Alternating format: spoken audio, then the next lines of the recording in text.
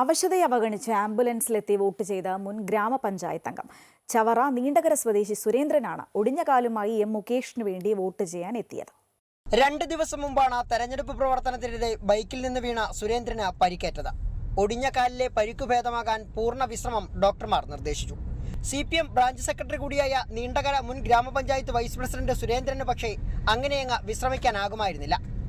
ബൂത്തിന്റെ ചുമതല കൂടിയുള്ള സുരേന്ദ്രൻ വിശ്രമത്തിനിടയിലും ഫോണിലൂടെയും മറ്റും തെരഞ്ഞെടുപ്പ് പ്രവർത്തനങ്ങളിൽ വ്യാപൃതനായി. ഒടുവിൽ പാർട്ടി പ്രവർത്തകർ സജ്ജീകരിച്ച ആംബുലൻസിൽ നീണ്ടകര സെന്റ് സെബാസ്റ്റ്യൻ സ്കൂളിലെ 127 നമ്പർ ബൂത്തിലെത്തി വോട്ട് രേഖപ്പെടുത്തി. ഒറ്റക്കിടപ്പിലായതിനാൽ വോട്ട് കുത്താൻ സാധിക്കുമായിരുന്നില്ല. അതിനാൽ ഭാര്യയാണ് സുരേന്ദ്രന് വേണ്ടി വോട്ട് ചെയ്തത്. ഈ സാഹചര്യത്തിൽ ഇത്രയും റിസ്ക് എടുത്ത് വോട്ട് ചെയ്യേണ്ട സാഹചര്യമുണ്ടായിരുന്നോ എന്ന ചോദ്യത്തിന് ഈ നിർണായക സാഹചര്യത്തിൽ ഇടതുപക്ഷത്തിനായി വോട്ട് ചെയ്തില്ലെങ്കിൽ പിന്നെ എപ്പോൾ ചെയ്യുമെന്നായിരുന്നു സുരേന്ദ്രന്റെ മറുപടി. പ്രത്യേക സാഹചര്യത്തിൽ രാഷ്ട്രീയ സാഹചര്യം മാറി വരണം. മാറി വന്നാൽ തന്നെ ഇന്ത്യക്ക് നിലനിൽപ്പുള്ളൂ. ആ സാഹചര്യത്തിലാണ് പൂർണ്ണ റെസ്റ്റ് പറഞ്ഞിരുന്നു ഡോക്ടർമാർ. അതെ അതെ വോട്ട് ചെയ്യാൻ ഡോക്ടർമാർ പറഞ്ഞോ? പോയി ചെയ്യാം എന്ന് പറഞ്ഞില്ല.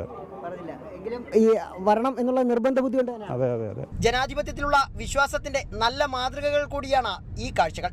പ്രതിവാളത്തുകൊണ്ടൊപ്പം സുജിത് സുരേന്ദ്രൻ, അമൃത ന്യൂസ്, കൊല്ലം.